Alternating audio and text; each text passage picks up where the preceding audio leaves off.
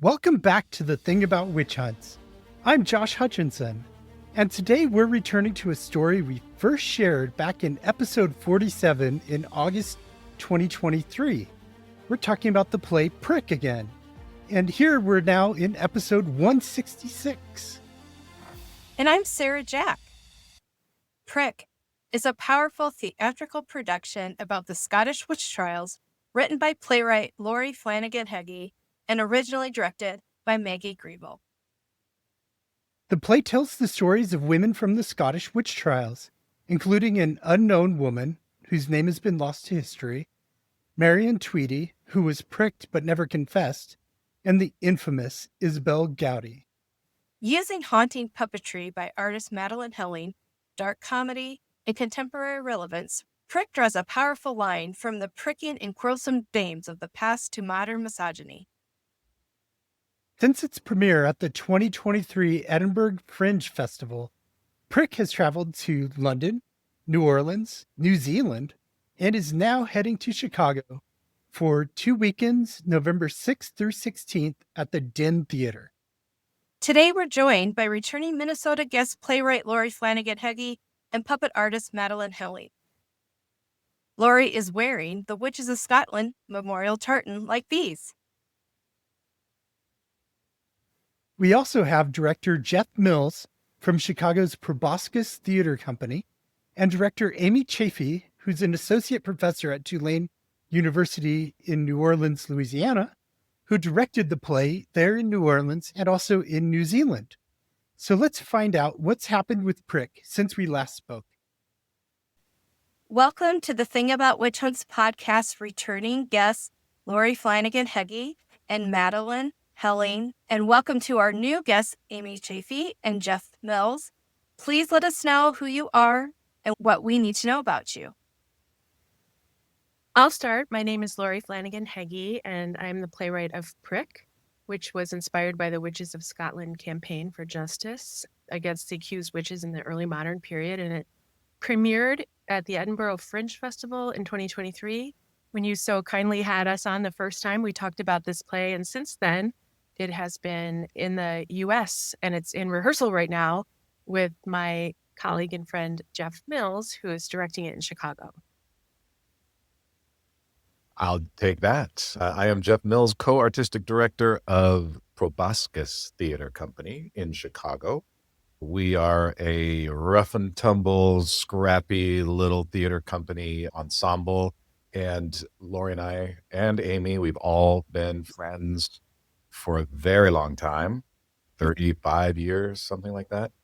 And it's just when I heard that when Laurie had written this play about the witch trials in Scotland, it is historical territory that our company sort of has covered. And to approach that from a slightly different perspective was very exciting. The fact that it was Laurie was very exciting. And the fact that we have an opportunity to set the record straight a little bit to a small number of folks is also very exciting. Since I got thrown a little energy there, I'll step in. I'm Amy Chaffee. I'm a professor at Tulane University in voice and acting. And while I predominantly coach voice and do accents and dialects in film and television, Laurie sent me this script saying, hey, if you know anybody. And then this opportunity opened up where I could direct a project for the first time in almost 9 years at this university. I got a slot at directing, which is actually originally how Jeff and Laurie and I met. I was directing way back when. But the play suited everything that I needed. And then I found out Jeff was already doing it. And I was like, oh. But then because I'm at a university and I had funding and everything kind of built in, I slid in and I got to do the North American premiere, which was at a university. Jeff was going to do the professional premiere. And then I was able to take the show with the entire student cast, 9 undergraduates, to a theater festival in New Zealand. So I also got to do the Oceania premiere. And we all used Madeline's puppet. I'm Madeline Helling. I'm a puppet artist in Minneapolis, and I'm a friend and neighbor of Laurie. She approached me to work on this piece that she was writing, and it was very easy to say yes to it, very inspiring to tell a truthful story that's been suppressed Thank you, everyone, for those introductions. It's very nice to see you again or to meet you for the first time. So thank you all for bringing your amazing talent and experience to the show. Laurie, it's been 2 years since we spoke about Prick. Can you refresh our memories of what is Prick? Yes, so Prick is a very anachronistic play about the Scottish witch trials. And by anachronistic, I mean that it's set in the then and the now and everywhere in between. And that's been one of the fun things about continuing to work on it, as I've continued to press more into that aspect of this piece as I've been continuing to develop it. It was originally produced at the Edinburgh Fringe Festival with director Maggie Gravel, who actually instigated the project for her master's thesis. And we had the luxury of performing it in Edinburgh for a lot of the people that I was using as research for this piece. So we actually met Claire Mitchell and Zoya Venzatatsi. They were at the first performance. Judith Langland Scott came to see it and talked to us afterwards about what we got right and the one thing that she wanted changed, which was a pretty small thing, which was great. It had to do with the fairies being called fairies. She said no, they would only call them the good people, so the good neighbors. So it was not a substantive issue with the history of the play. But since that time, I feel like I have had the opportunity to really continue to deepen my understanding of this subject and the impact that it's having in our current world. I've never had a play that people have been more interested in than this piece. Everywhere I go, people want to talk to me about it. They want to know if I know what the word means, prick. People have a response to that title. And they want to know why I named it. It's dirty. Yeah, they want to know why I used that word.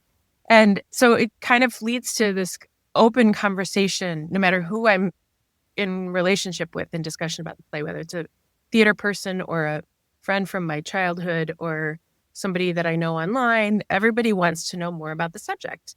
And much like the Witches of Scotland campaign and the tartan that they came out with, every time I have a conversation with somebody, it's an opportunity to talk about things that are happening in our world today, misogyny today, the way that women are being diminished exponentially by the minute in our country, and also about what's happening around the world in present time around this subject. So for me, it's been, yes, it had a wonderful production in Edinburgh, but it just keeps expanding, and that my brain keeps expanding around the project. And I think the world of this play keeps expanding. So it's been fascinating to me to have American students and American artists working on the piece, because that was what my first curiosity was. As an American playwright, first of all, I wondered, do I have the right to write this piece? And I feel like I've been endowed with that and have been in relationship with Scottish people who are encouraging the project and encouraging it to go forward.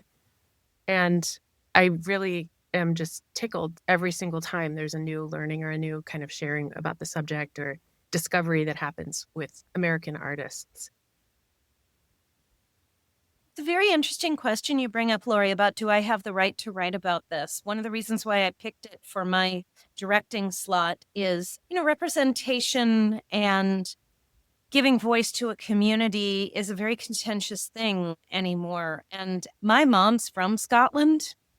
I have 3 of my 4 grandparents were born there. By process of elimination, I too am also like a descendant of people who endured the witch trials.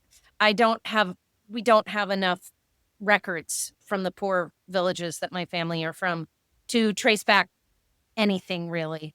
But considering the numbers, like there was only 250,000 people alive during the witch trials of Scotland. And during that 150 years, like 1 in 15 were involved.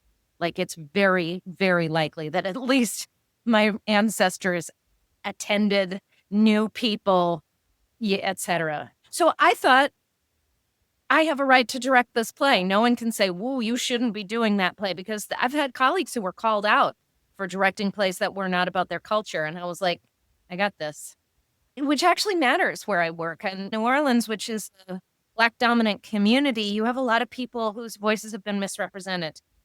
and appropriated, and a lot of sort of cultural violence has accumulated in the community here. So I was sort of relieved and proud to bring the story here, yet it was something that was very relatable. It's a deeply spiritual community here on the witchy level, like it's part of our cultural exports, if you will, in New Orleans.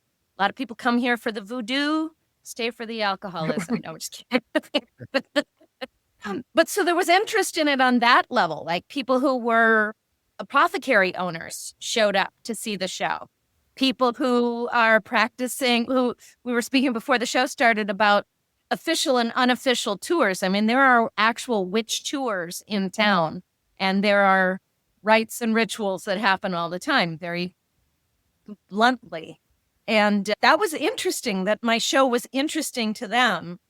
I had a student, I also want to say, I had a student who was my dramaturg, and she was also an architecture student. She took it upon herself to create an actual physical monument to the current number of names on the Witches of Scotland. Scottish List. witchcraft. Dating. Yeah, she pulled out every single name, which is nearly 5,000, and created a monument and put it in our lobby. Yeah, that was pretty profound. You know, it's interesting, Amy, because I've really tuned into the Witches of Scotland campaigners, Zoe and Claire, talking about this very fact, because a lot of people, when this tartan came out, and I'm obsessed about it because I just put it on for the first time today, but people had questions about whether they had the right to wear it. And they have spoken on their podcast about how if you have an interest in righting the wrong, that makes you part of the clan. And I take that to heart. And also, as somebody who, as a writer, I have always worked from a place, well, not always, but I became a writer with an interest in historical events and using that as a springboard towards my work. And this mantra that they've been saying lately, Zoe and Claire have been saying, remembrance is resistance. To me, that remembrance has resistance motto applies to our present moment in our present country. So to me, to be working with this material in a country that I do not have ancestral ties to my knowledge, I have big ties to what's going on here. And to me, the idea of a pricker, well, the title prick comes from both the object, a pricking instrument, and the person who did the actual pricking of a woman looking for a devil's mark on her body. The idea of that pricking to me is a very contemporary thing. Like, we are being pricked all the time. The east wing of the White House got torn down. That's where the women worked. That's where the first ladies were. That like erasure of their existence from the White House grounds, it feels like an act of violence. And to me, that's like the pricking that happened yesterday or the day before. And our whole culture's consciousness. Every woman in America got pricked. So can I also add to that? It's really interesting, the cultural clash that I had when I took the show to another colonized place, because within the show, you deal with the fact that England is colonizing Scotland. And Scotland is a colonized land. And then they took the warrior men of Scotland and sent them abroad to colonize every other place. And when we went to New Zealand, the site of the most horrific colonization, the site of some of the worst depredations against the indigenous culture, were in Dunedin, which is the Gaelic or the Gaelic word for Edinburgh. And that's in South Island. We performed it in Wellington, in the colonial capital of the country. And we did it at a conference that was very focused on this melding of Maori culture with the acting and voice techniques that we were doing. And then I brought in this play about the depredation and silencing of voices due to colonialism. But the white people there were the colonizers instead of but it was this crazy layering. And I got some very interesting feedback on that from people of different races, cultures, nationalities, identities, and generations in New Zealand. So it was this appropriation combination. Very curious. Jeff, are you buckled in and ready for your ride on this? Because you can hear like how impactful it is, and you've been working with it. So chime in and tell us what this has Well, been like for you. yeah, I mean, we're in the middle of rehearsals now, so we're deep into staging the amazing puppets and grappling every single rehearsal with some very challenging and difficult material. It is really interesting because Laurie felt like there needed to be a puppet who bore the brunt of the pricking, of the actual pricking, the violent action of the play, so that we wouldn't have to put an actor in that position and to sort of experience that trauma.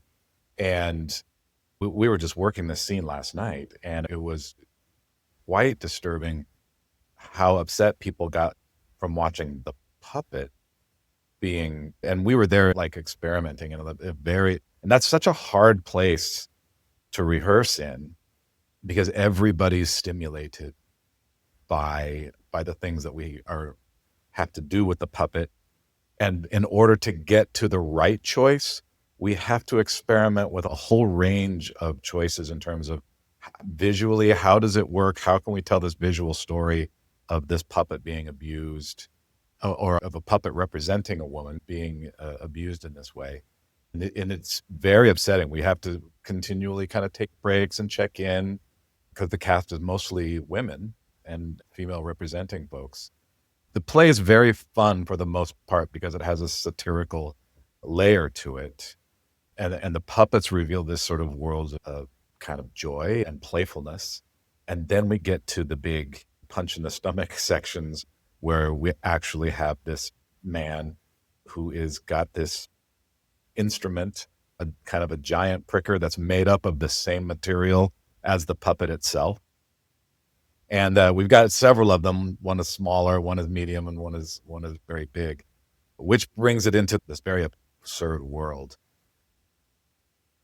In the act of trying to get it right, and we want to be as respectful as we can to the women in the room, to all of us in the room, to the people who've been accused, and to Laurie and her words, and to the puppet, because the puppet has life. The puppet had all of these journeys, and all of the people that have, in this sympathetic way, right, that have used and worked and made that puppet come to life.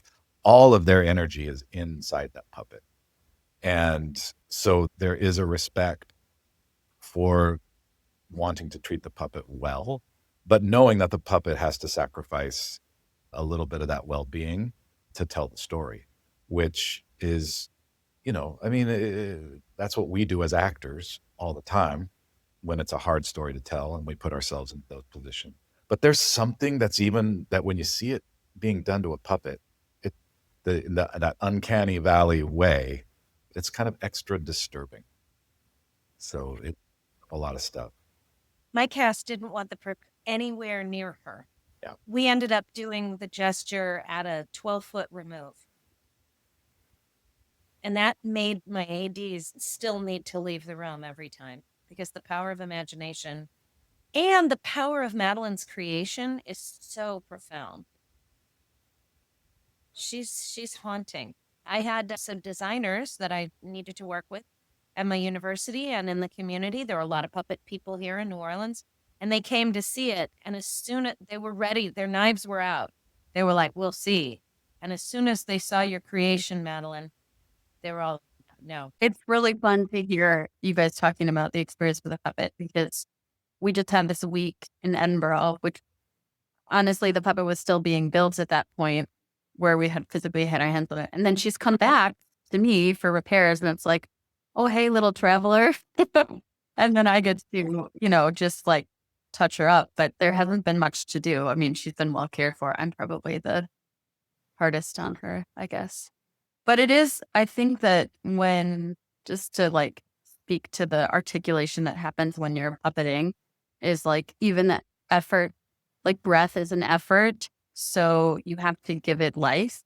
And in doing that, there's like something I love about puppets is their ability to draw attention to something really simple, like how much that effort takes, because you have to make it an animation to give it life. And then you are suspending belief for the audience in those moments.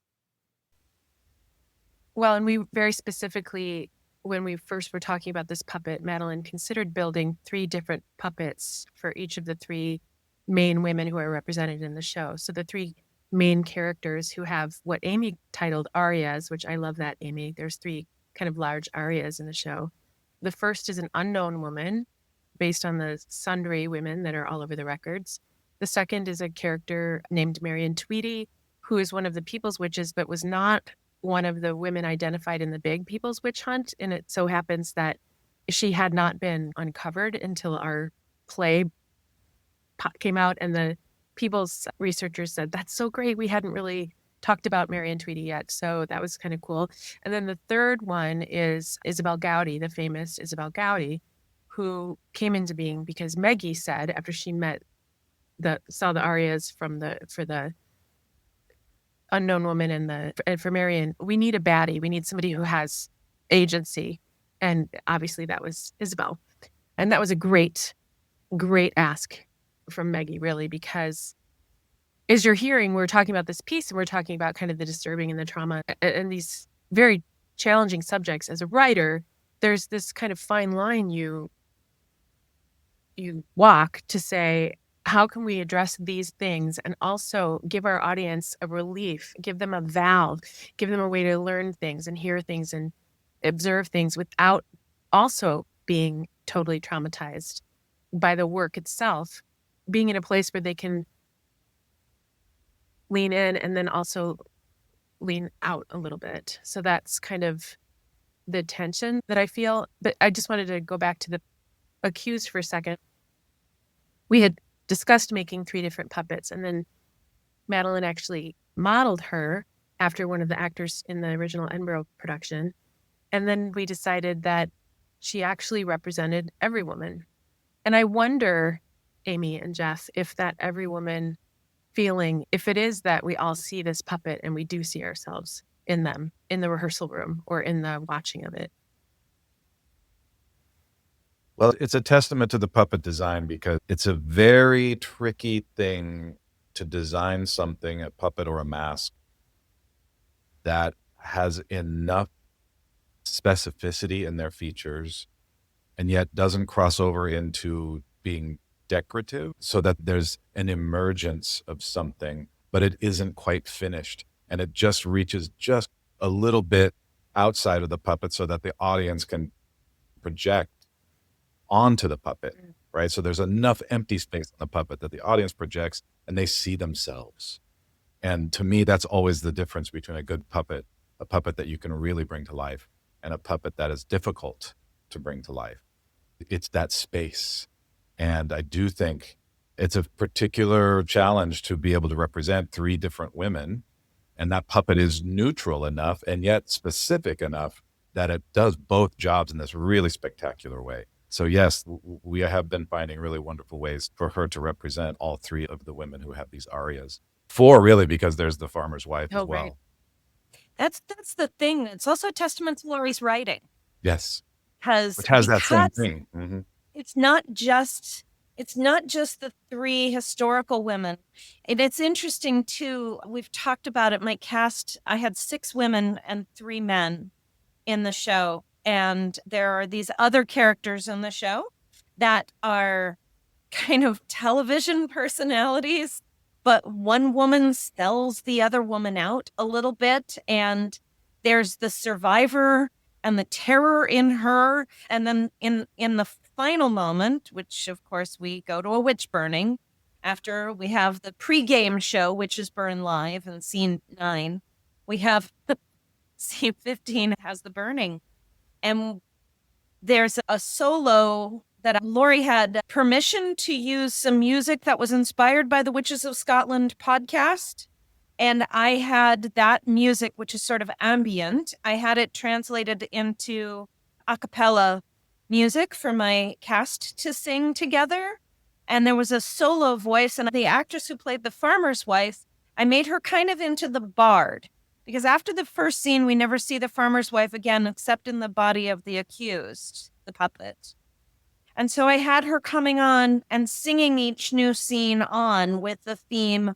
And at the end, she and the kind of Telecaster who's been possessed by the spirit of the future and then accused of witchcraft.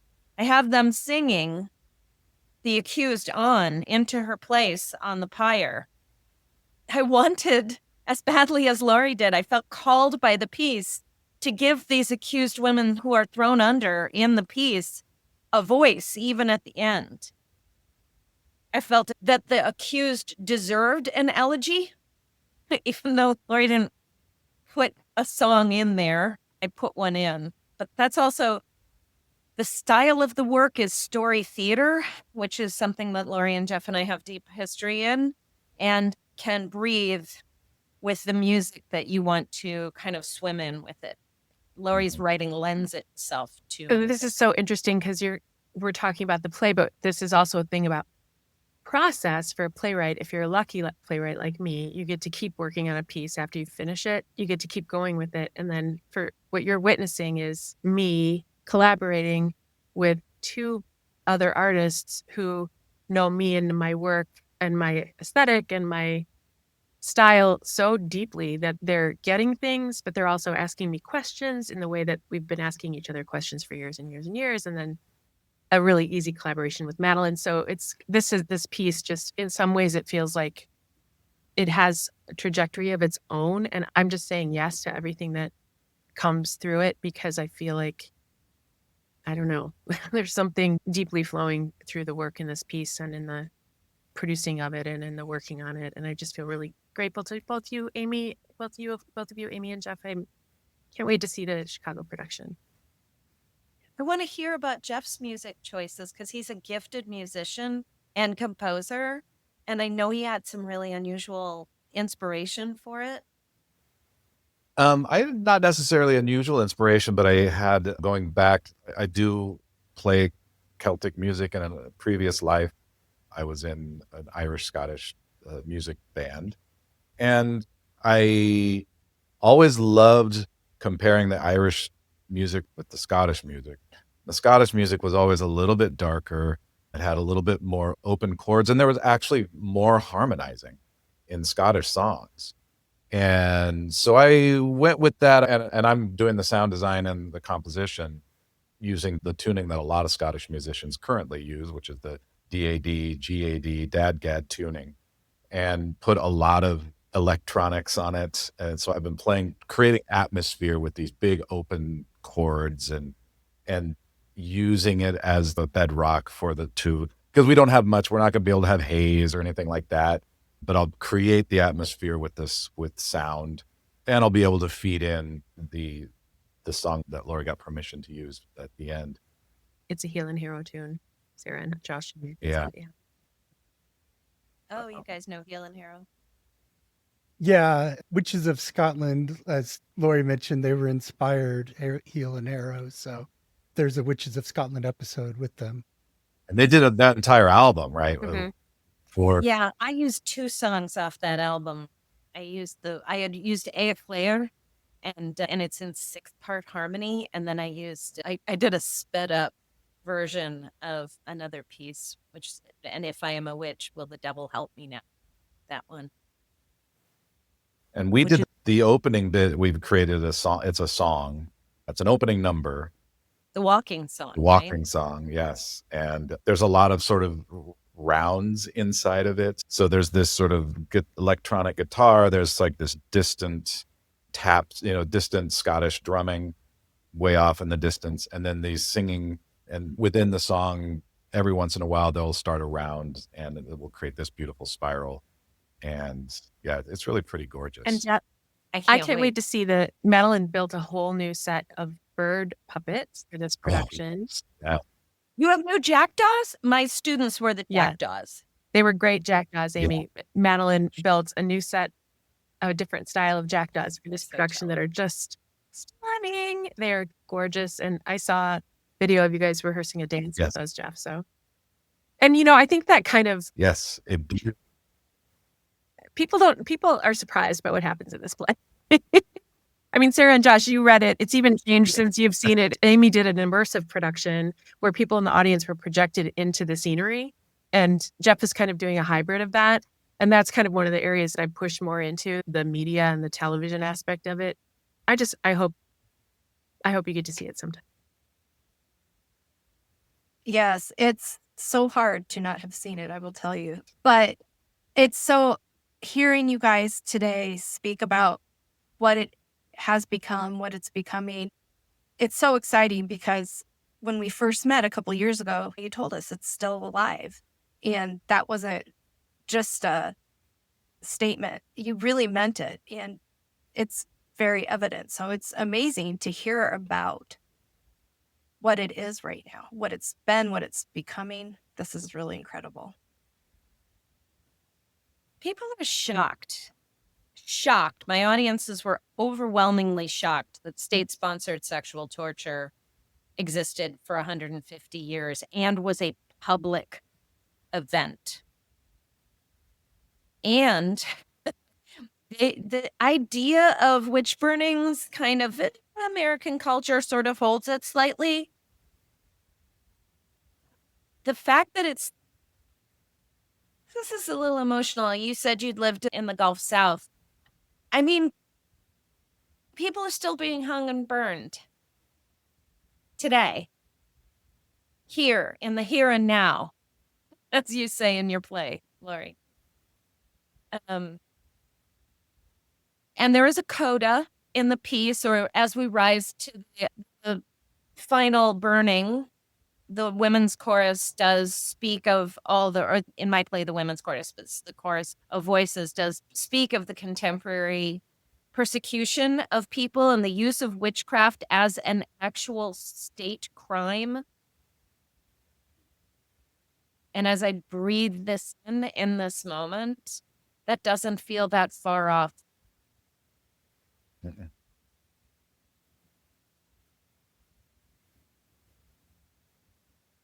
There's a strong, in the state in which I live, there is a very strong theological banner carried about all the time in public life that you have to fly under. And I'm an academic at a private institution, and I feel that weight. I'm not making that up. Anybody who's from here will tell you. And the contemporary, I mean, you brought up the East Wing, Laurie, if we're going to talk about that, like the contemporary brand of white supremacy that exists in America at this time is born out of Louisiana. Steve Scalise lives 6 miles from me. Amy Coney Barrett went to the high school that my next door neighbor went to. Mike Johnson's district includes my father-in-law's hometown. Like, they're here. They're not going anywhere, and they believe in witches. Right. I can't even say we're surprised by the rhetoric that comes out that literally is demonizing people and calling people demons and demon inspired. And, it easily could switch over to that label of just, you're a witch, you're a witch. They were calling Harris a witch in the campaign. They were calling her a witch. And we've seen some incidents in some Southern towns. Not that it's just a Southern thing, it's also in the West, I'd have to say. But we've seen in some Southern towns where people will go out and protest neo-paganism and modern day witchcraft practices.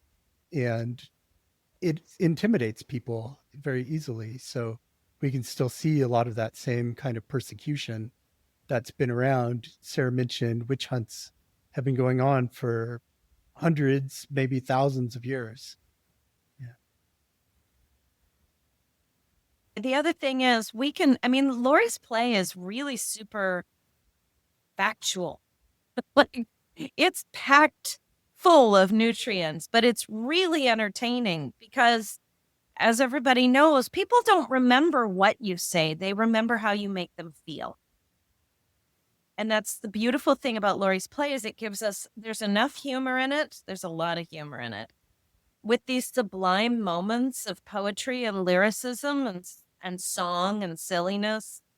And I have no doubt Jeff's play is even more physical and dancey than mine was, because I was working with untrained undergraduates, and he has this incredible ensemble of gifted professionals. But within all of that entertainment, there's facts served up and people walk away chewing that information. What do you hope people are going to get from your show, Jeff? I mean, my audience was university kids, so I had a different goal, but talk to me about that.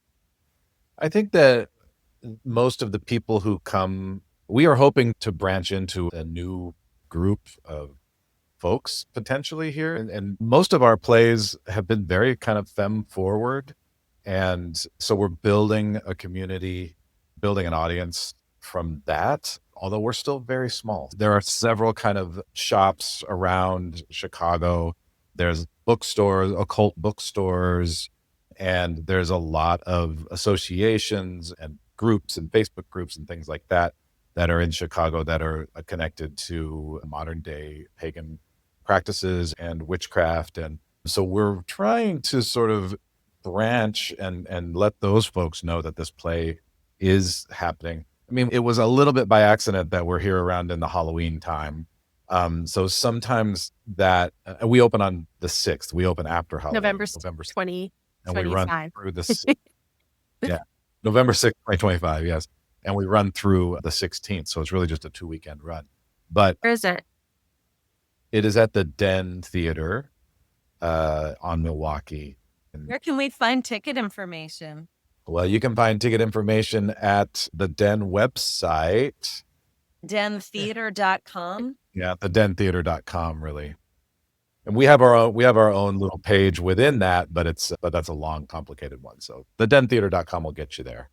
And just put prick in the search. So anyway, yes, we are at the Den Theater from November 6th through the 16th. dentheater.com. You can get your tickets. And we do have a couple of people in the cast who are practicing, who are involved in some of the pagan practices and theater.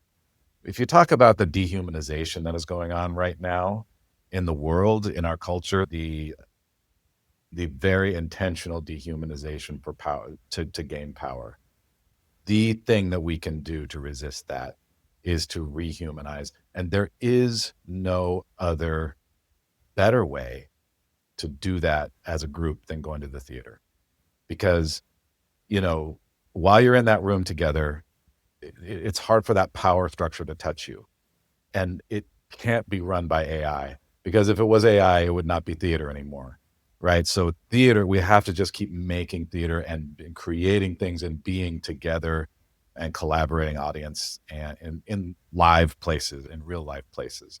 And that act in and of itself is an act of rehumanization every time we step in and see a play together and do a play together. So the fact it's just this delicious sort of double-decker benefit to our own humanization that we are also trying to rehumanize the memory of these poor people that were persecuted. And we're also rehumanizing ourselves by attending theater. And very lucky that we get to do it. I'm going to try to come up and see it. Yay. Oh, nice.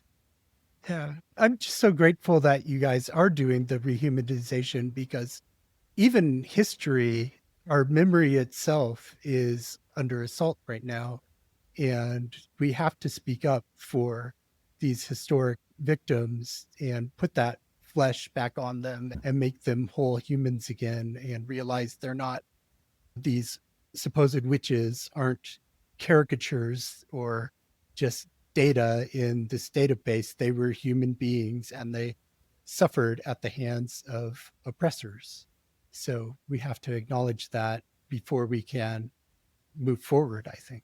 The play involves bringing these witches, or these people who were accused of being witches and who were executed, bringing them back into existence, bringing them back into three-dimensional reality, which is a tricky business, and it's fraught with ethical issues. And the characters in the play are faced with these emotional issues and these ethical issues of like, oh, are we doing the right thing here? And these are the questions that we ask as theater makers all the time. Is this thing that we're doing, is it doing harm? Is it doing good? What are we doing? So we are in this room, rehearsal room every day, portraying characters who are in that process of figuring out whether it's right to bring back these beings so that they can, for the good of writing the record, for the good of the monument of memory. That's the journey of the play, is that the women who are conjuring or bringing these human beings back to life are on their journey of, what are we exactly doing? Are we hurting these people? But in the end, I think that everybody realizes that if the message, the memory is the important thing, and the accuracy of who these people are and how they should be remembered. It's really exciting to see this play have its own life and reinterpretation and the aliveness. And what I hope is it resonates in a way that feels relevant to the audience. I think that there's many direct interpretations of the work and those that can be deeply personal for individuals. So I just hope that it speaks to people and sparks something. I would just like to say thank you for the opportunity to talk in this way. This is the first time that Jeff and Amy and I have talked since Amy had her production and Jeff's been in rehearsal. And I don't know if you have listeners who are also theater practitioners, but if anyone's interested in this piece, please find me and reach out to me. One of the things that I love about this particular piece, and Amy spoke to it when she said story theater, you can fill things in. This can be done with a lot of different sizes of casts and configurations. And I still feel like I'm making discoveries. And when I see Jeff's audience, seeing Jeff's actors, I'll be learning some more about what this play means beyond me, beyond what it means to the observer. And I do hope and believe that it will go on beyond what I think it's possible. So I want to speak to the fact that 85 people saw it in Wellington, New Zealand, and 3 different directors came up to me afterwards going, "Where'd you find the play?" They all want to know more about it. They all want to do it because it's an ensemble-based cast and it has this flexibility and fluidity. But it's very, it can be done with many sizes of casts and many iterations. It's also just really fun. It's a fun show. Laurie is a fun writer. She's got a great voice. One of the reasons Jeff and I jumped on it, not just because we get to work with Laurie, but because her writing is so damn good. And my students, most of whom are not theater majors, I don't teach at a conservatory. My students are art majors and finance majors and sociology majors. They quote the show to me still. Jeff just said it's tricky business, and all I could hear was them saying, tricky business. Learning a witch is tricky business. And there's just so many great lines in it that you'll walk away enjoying, and sublime, silly, funny pops, all straight out of Laurie's delicious self. everyone should have friends as lovely as my friends, Amy and Jeff. Thank you, Amy. Lovely. Yeah, and I would just say too that theater makers and magicians and alchemists and witches, in the good sense of the word, we're all of this cut from the same cloth. We're creating magic in spaces, and that magic, and I'll just go back on that harp again, that magic is humanizing. It isn't dehumanizing. This is your opportunity. Get your tickets at thedentheater.com. That's THEATRE. Go to Chicago and see the play Prick. Don't miss out. Get those tickets today and have a great today and a beautiful tomorrow.